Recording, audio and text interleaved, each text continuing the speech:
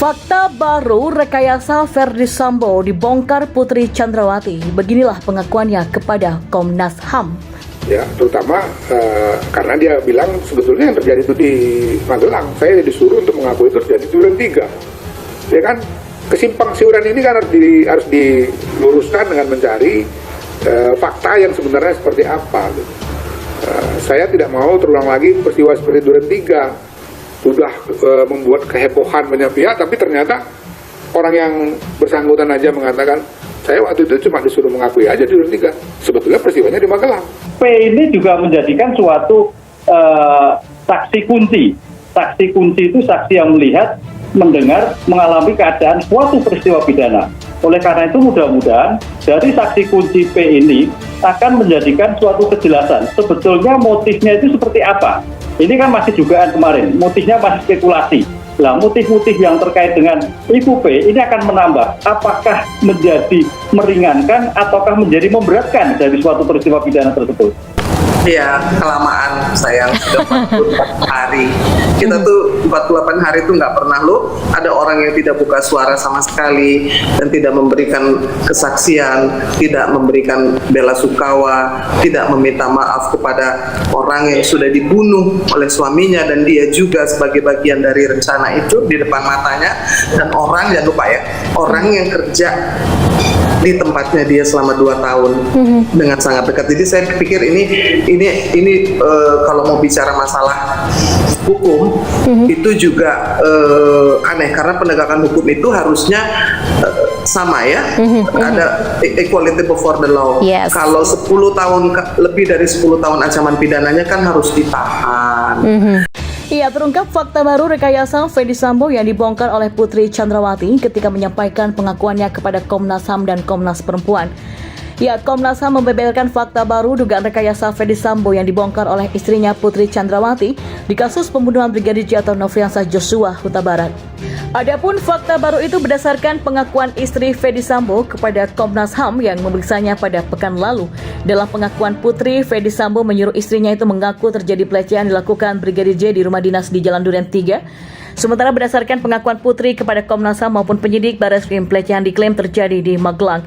Kendati demikian, Komnas HAM tidak cepat percaya dengan pengakuan Putri. Komnas HAM memilih menyerahkan kepada penyidik untuk mencari bukti-bukti kebenarannya.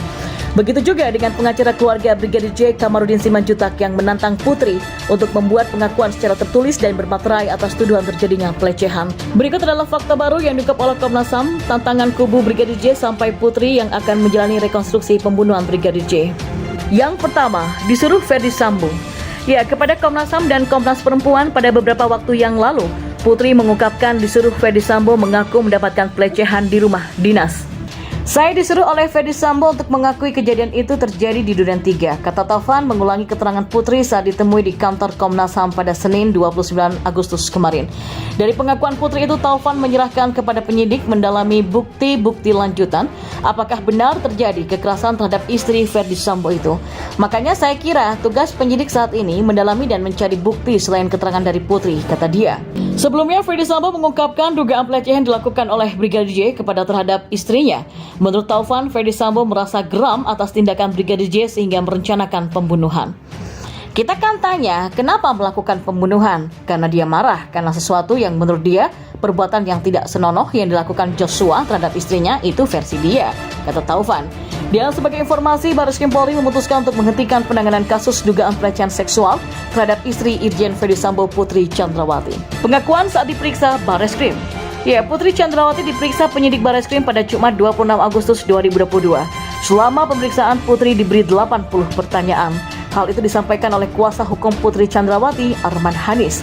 Dalam pemeriksaan, Putri tetap mengaku sebagai korban tindakan asusila ataupun korban kekerasan seksual dalam perkara ini. Kurang lebih ada 80-an pertanyaan. Ibu PC juga menjelaskan dalam pemeriksaan bahwa beliau adalah korban tindakan asusila atau kekerasan seksual dalam perkara ini. Itu pun dalam BAP disampaikan seperti itu, kata Arman kepada awak media pada Sabtu kemarin. Arman menuturkan Putri membantah sangkaan penyidik terhadapnya, termasuk sangkaan terkait pasal 340 KUHP mengenai pembunuhan berencana. Keterangan tersebut, kata Arman, juga telah dicatat oleh penyidik dalam BAP.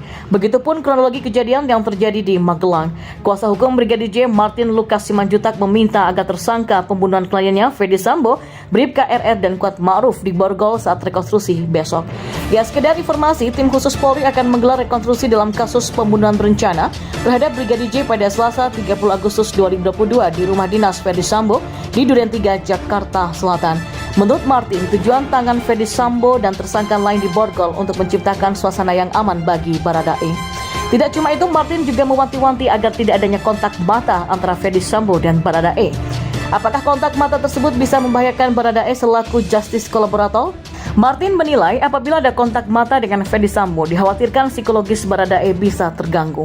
Oh iya, seperti tatapan mata, gestur. Nah, ini yang harus diantisipasi. Sehingga ketika terjadi kontak mata atau gestur, sebaiknya langsung diblokade saja, diarahkan ke tempat lain, kata Martin. Dan Irjen Fedy Sambo pun telah menjalani sidang kode etik buntut dari kasus pembunuhan berencana terhadap Brigadir Nofriansah Yosua Huta Barat alias Brigadir J pada Kamis 25 Agustus 2022 kemarin. Jangan sampai ada minimal 10 detik pandang-pandangan karena itu bisa mempengaruhi psikologis dari Baradae, kata Martin. Ya, Fedy Sambo dan para tersangka lainnya dipastikan akan memakai baju tahanan saat rekonstruksi di Kompleks Polri Duren 3 Jakarta pada Selasa 30 Agustus 2022 hari ini. Penegasan itu disampaikan oleh Direktur Tindak Pidana Umum Barreskrim Polri Brigjen Andirian Jayadi. Nantinya hanya ada 4 tersangka yang bakal memakai baju tahanan.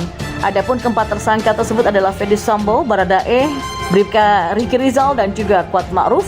Dan menurut Andi, tersangka Putri Chandrawati tidak akan memakai baju tahanan karena masih belum diproses penahanan oleh penyidik Polri. Dan diberitakan sebelumnya, tim khusus Polri akan menggelar rekonstruksi dalam kasus pembunuhan berencana terhadap Brigadir J pada Selasa 30 Agustus 2022 hari ini. Terkait itu, Kapolri Jenderal Polisi Listio Sigit Prabowo berjanji jika rekonstruksi akan dilakukan secara transparan. Meski begitu, mantan Kabareskrim Polri ini pun enggan merinci terkait proses rekonstruksi yang akan menghadirkan 5 tersangka karena sudah masuk teknis penyidikan.